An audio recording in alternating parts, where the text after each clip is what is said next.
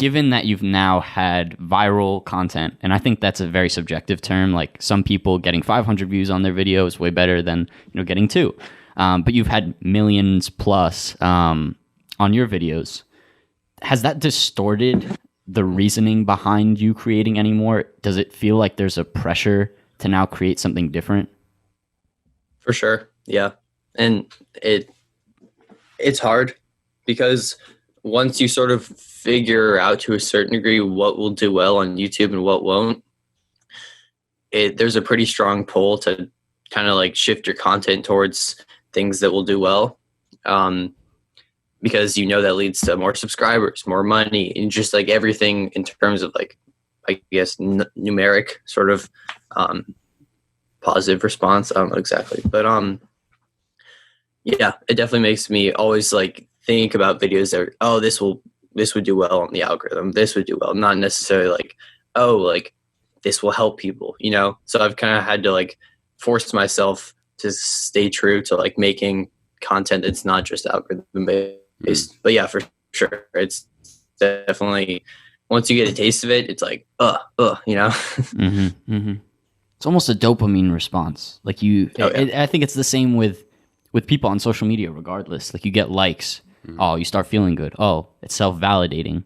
And it's almost a self-fulfilling prophecy. You want more and more of that. I know we've experienced that to some extent as well. Yeah. Like when people will give us accolades, they'll say, you got this person on, that person on.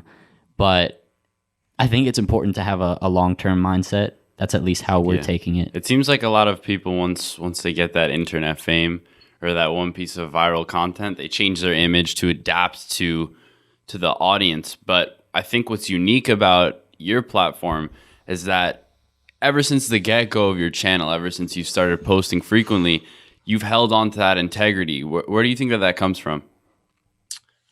I think mainly because I've seen other channels sort of change, and I think just from observing people not appearing, I guess, genuine online, I think it's more and more obvious these days.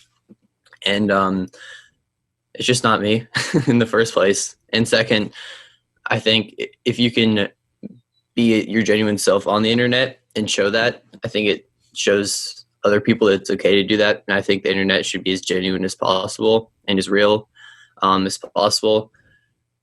Yeah, I think that's just something that I find important just from experience. Definitely.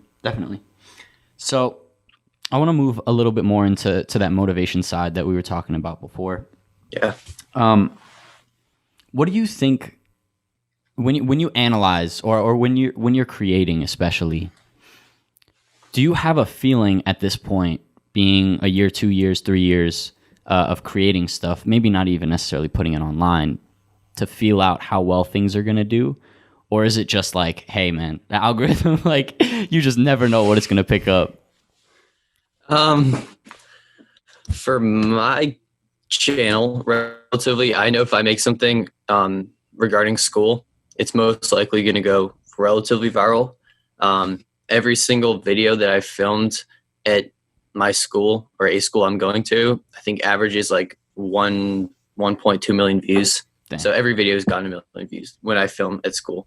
So I know if I'm going back to school and I'm going to vlog the whole day, and I can say my first day of like school, whatever, post coronavirus, I'm guessing that's probably going to do well just based on how every other video has done.